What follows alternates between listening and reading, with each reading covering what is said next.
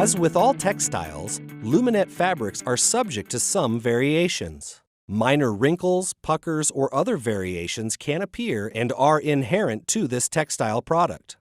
For smaller areas, removing wrinkles and creases by hand may be easier.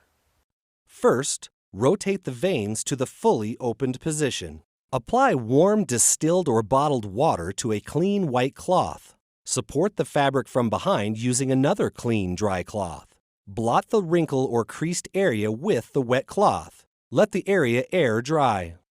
For larger areas that have wrinkles and creases, the steamer method may be more appropriate. Once steam is emitted from the steamer, rotate the veins to the fully open position.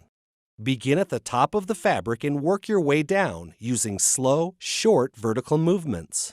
Several passes over the creased area may be needed. Let the area air dry in a fully open position.